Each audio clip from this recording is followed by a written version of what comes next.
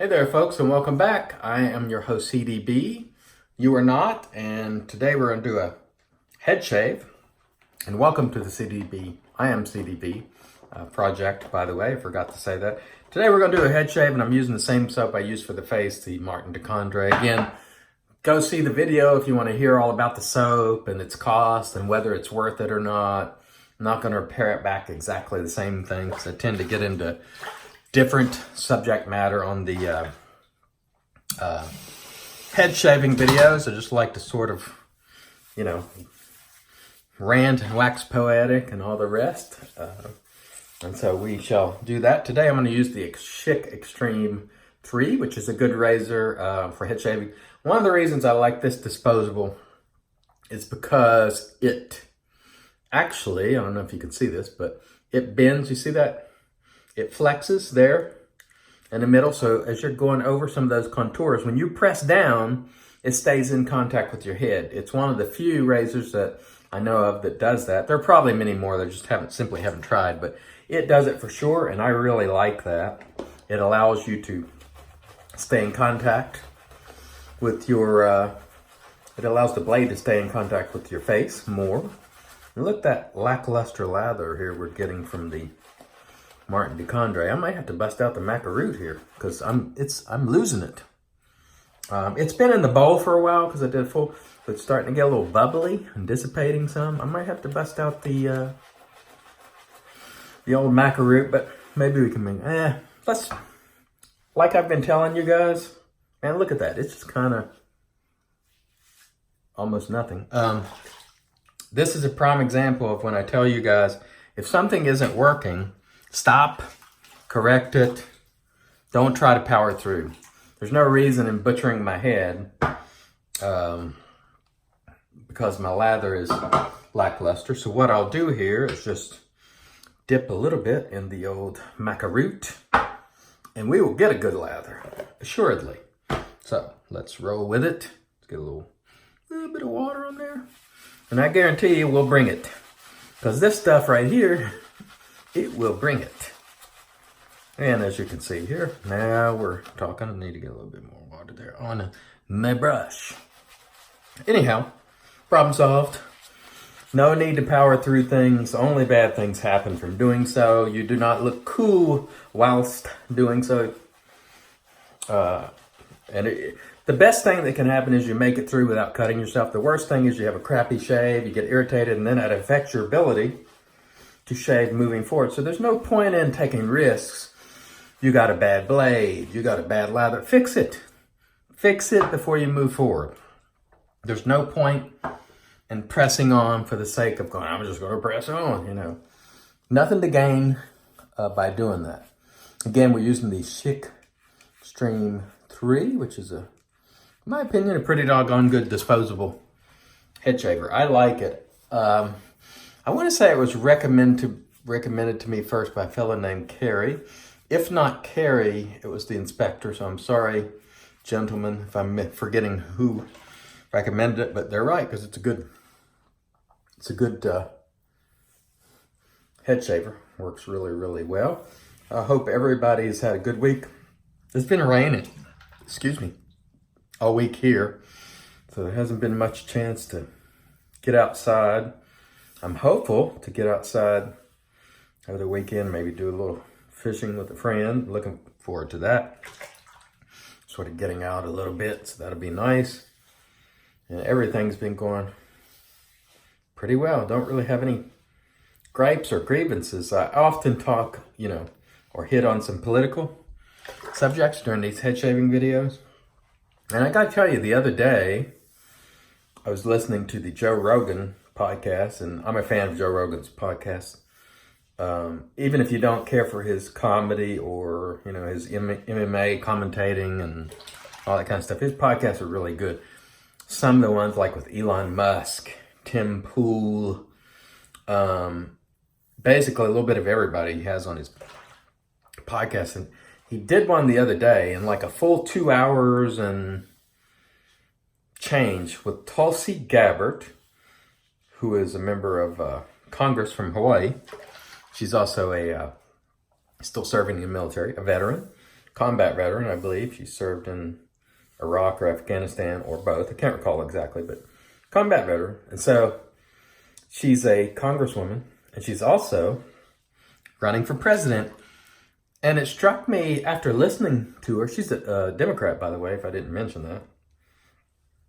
After listening to her, I was like, man, why haven't I heard more from Tulsi Gabbard? Because she hit on a lot of things that would just seem, I mean, she was extremely well-spoken and straightforward. Like she wasn't speaking with typical political speak where they're just blowing a bunch of smoke all over the place.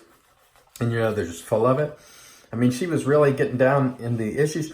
She was not afraid of criticizing people on her side. In terms, I think one of the things she said was, when you first come on as a member of Congress, as soon as you come on, you're sort of whisked away to your party members. And essentially, you're told that, hey, your number one responsibility is to support the party, not the people, not to serve the people. But basically, if you work with legislators of other parties, you're going to hurt our party, so you need to be on board. And so therefore, it makes it difficult to get things done when you agree with members of the other party on. Sometimes they do it, but it's rare. They mostly stay in lockstep. And she talked about that. She talked about, service to themselves, or excuse me, not service to themselves. That's what many of them are doing now, but service to country over, just trying to build and accrue all this personal wealth and all these relationships where you go to work for these companies after being in Congress. Anyway, it was really, really good. Her take on freedom of speech, well, I like particularly. She was talking about the issues with Facebook and Twitter and all these social media people banning speech that they don't happen to like or agree with which I think is very dangerous. I've spoke on that before. Incredibly dangerous. If any speech is to be protected, it is the speech that people don't agree with, because you don't have to protect speech that we all agree with. If it's all just nice stuff, it doesn't really need protection. But you do need to protect things that are often speech that's, not considered particularly palatable, but it needs to be protected. At any rate, I found her views to be very refreshing in many ways. Now, I don't agree with some of the things that she was talking about, like universal basic income necessary, because I'm not sure how that really pans out financially. $15 minimum wage and things, I'm not sure I necessarily agree that's the best approach. But all in all, I found her to be very professional. And I was impressed. I mean, much more so than most of the so-called front runners like Elizabeth Warren and Beto and Mayor Pete and all these other folks who are getting the lion's share of attention. I thought, this woman, she should be getting far more attention because she is far more balanced. But she doesn't really appear to be a party acolyte. She's not an interventionist on wars. Like, she's not in favor of us just jumping in all over the world and committing, combat troops. And so that's part of the thing that people criticize her for, is that she's not nearly as prone to, committing troops. And we should be reluctant to do that. But I found her to be quite refreshing. I liked her ideas. I certainly do not agree with them all, but she wasn't one of these people that was like, trying to curry a lot of favor with identity groups. And she was just, just basically attacking the issues, or not attacking, but sort of discussing them. I'm going to just go ahead and do another pass on them, yeah. And it's a great podcast. How many politicians do you see sit down with somebody for like 2.5 hours and really go through these really long-form conversations? I think if you listen, you'll find, you might not agree with her, but I think you'll find, she's got a really good demeanor, and I think certainly has a lot of potential. I like her attitude about a lot of things, and especially when it comes to liberties. I can't say I agree with all the rest, because when people get into like Medicare for all, the finance part is the part that's always like, okay, how do we pay for this? Because Medicare is already going broke soon. And so we're basically not able to really pay for it now based on the people who own it. So, you're going to have to come up with that money from somewhere. And many people in the middle class already feel like they're paying as much as they possibly can. And of course, they always talk about taxing the people at the top, and they do. The top people pay, as per amount more than anybody else, but still it's not enough to float all these programs. And so I don't know where you come up with this money. They always say they're going to take it from the top, but it seems like it ends up coming from those of us who scrap up into the middle class. And so then when you start talking about things like $15 minimum wage, that sounds great if you're making $8, but it doesn't sound very good if you're making $20. Let's say you're somebody who's making $20 an hour, and all of a sudden everybody else gets a $7 or $8 increase. Do you think that $20 person's going to get a $7 increase? Nope. It's not going to happen. And so their buying power has now, because it's going to happen, naturally prices are going to increase. They have to. They can't remain static. And I know a lot of people will argue that they won't, but these businesses are not just going to absorb a $7 increase or whatever it is. I'm not sure what minimum wage is right now, probably around 8 something, let's say. But if you think these businesses are going to absorb the cost of that without turning it back on the consumer or going, one of the things that probably will happen faster than anything is automation's already taking a lot of jobs. So that process escalating and moving even faster.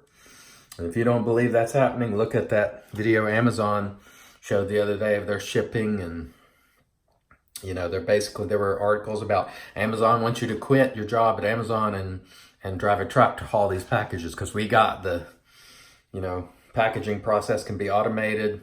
Call centers can be automated. There's going to be a lot more automation. And so I'm not sure how these things financially, fiscally, let's say, work out. Like they talk about Medicare for all and all these things they're going to do, but there's never really a great indication on how they're going to pay for it.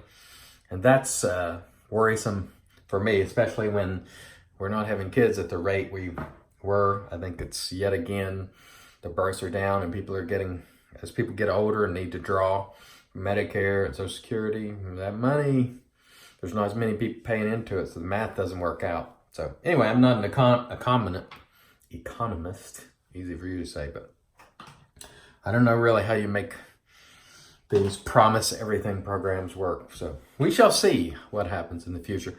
I want to thank everybody for watching again. The Shick Extreme 3, really good head shaving razor. If you're traveling or something, this would be a really good razor for you to use. It has that flex in the middle. It's really, really good. We started out with Martin DeCondre, but my lather had already lost most of its moisture, most likely, because went through a whole video. But doggone it, Macaroot saved the day as always. Great stuff. Get some if you don't have it. It's outstanding. I want to thank you all for watching, as always, and joining me. Until next time, I've been your host, CDB. You are not. God bless.